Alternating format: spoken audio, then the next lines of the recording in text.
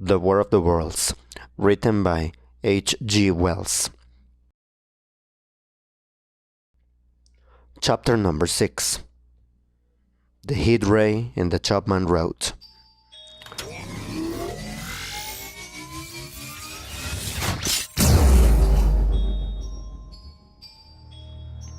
It is still a matter of wonder how the Martians are able to slay men so swiftly and so silently. Many think that, in some way, they are able to generate an intense heat in a chamber of practically absolute non-conductivity.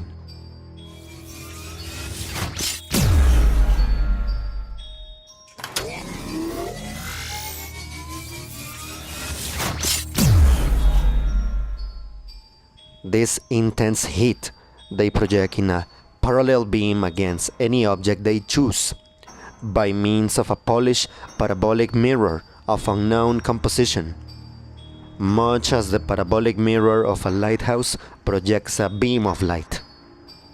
But no one has absolutely proved these details. However it is done, it is certain that a beam of heat is the essence of the matter.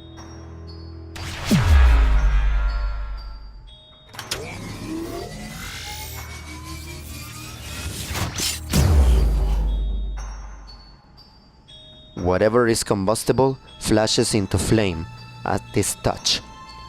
Leads runs like water, it softens iron, cracks and melts glass, and when it falls upon water, incontinently that explodes into steam.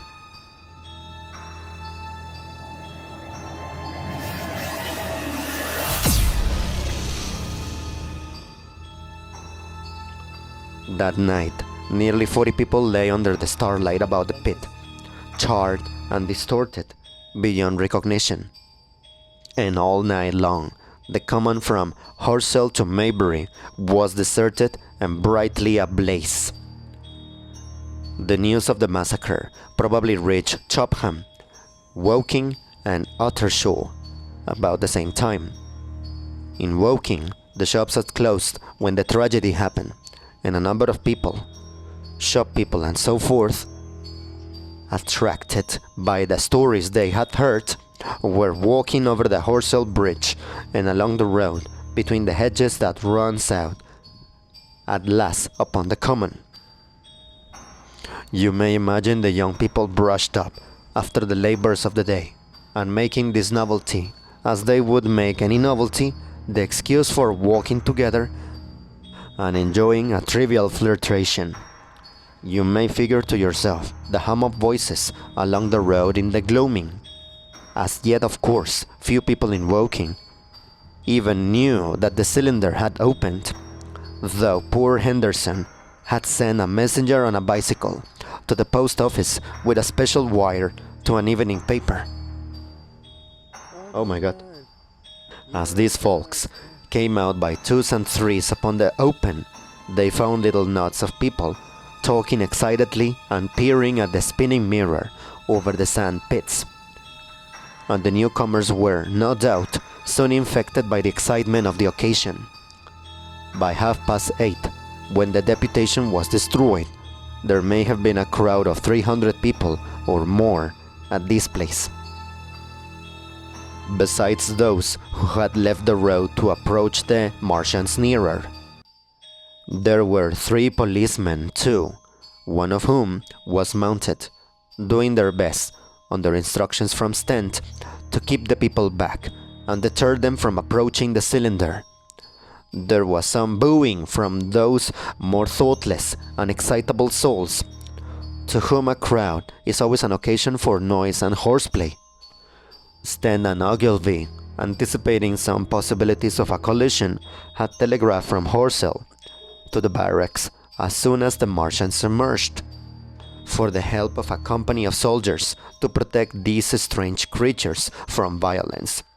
After that, they returned to lead that ill-fated advance. The description of their death, as it was seen by the crowd, tallies very closely with my impressions. The 3 puffs of green smoke, the deep humming note, and the flashes of flame.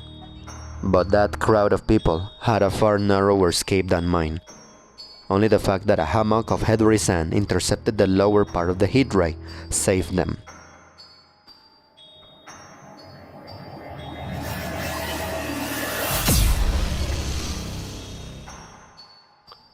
Had the elevation of the parabolic mirror had been a few yards higher, none could have lived to tell the tale.